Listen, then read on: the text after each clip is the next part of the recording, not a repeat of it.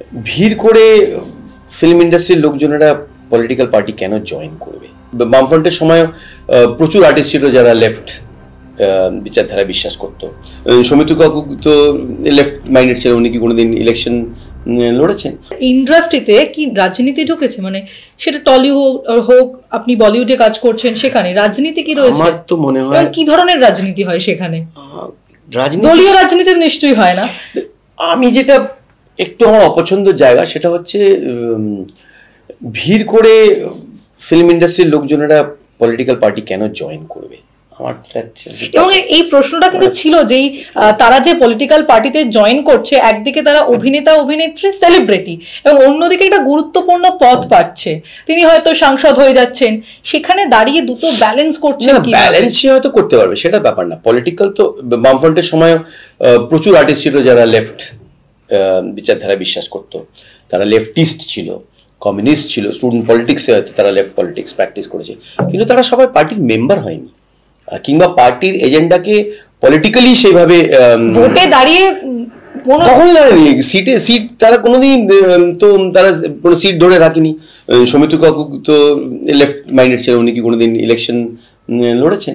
কত অভিনেতা বড় বড় সেই সময় সব 50s, 60s, 70s বেঙ্গল ইন্ডাস্ট্রির cream of writers, directors, actors, তারা কোথাও না কোথাও মানে সমাজবাদে বিশ্বাস করতো, কিন্তু তারা ভোটের পলিটিক্সে তো সেভাবে দাঁড়ায়নি।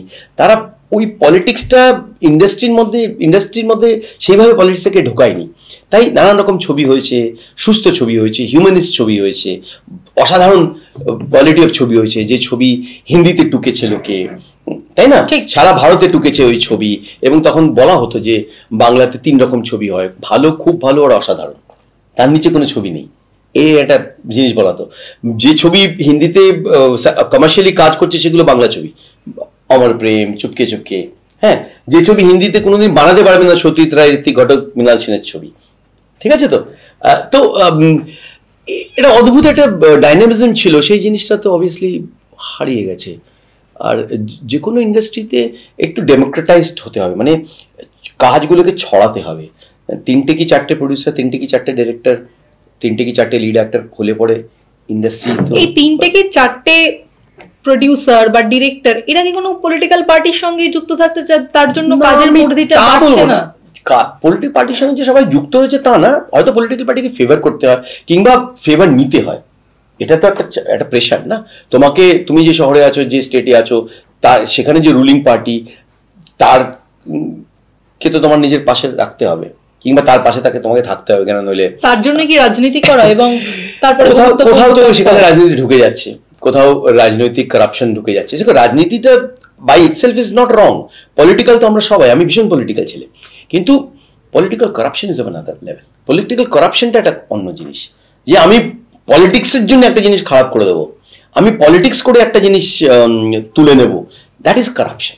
পলিটিক্যাল হওয়া মানে হচ্ছে তোমার একটা ওয়ার্ল্ড ভিউ আছে, সেই ওয়ার্ল্ড ভিউটা মানুষ প্রধান, জীব প্রধান, পৃথিবী প্রধান, এনভায়রনমেন্ট প্রধান, এবং সেই ওয়ার্ল্ড ভিউটা তোমার সিনেমাতে ঢুকবে, তোমার কাজে ঢুকবে, তোমার কাজকে আরো সুন্দর করবে, স্বচ্ছ করবে।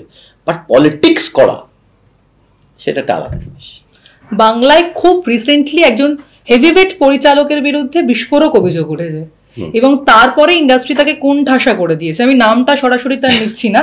সেখানে দাঁড়িয়ে এই বিষয়টা কিভাবে দেখছেন? অনেকটা কি দেরি হয়ে গেল, নাকি আগেই এইভাবে স্টেপ নেওয়া উচিত ছিল? আগেই এইভাবে স্টেপ নেওয়া উচিত ছিল আমার মনে হয়।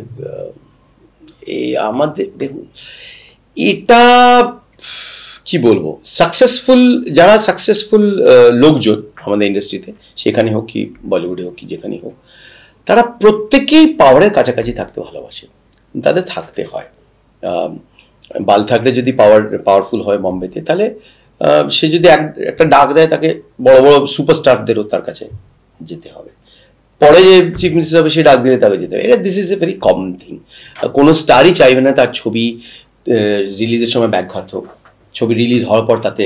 কিন্তু তার বিরুদ্ধে যদি বিস্ফোরক অভিযোগ ওঠে ইন্ডাস্ট্রির এক পক্ষের তরফে, সেটা তো ভয়াবহ।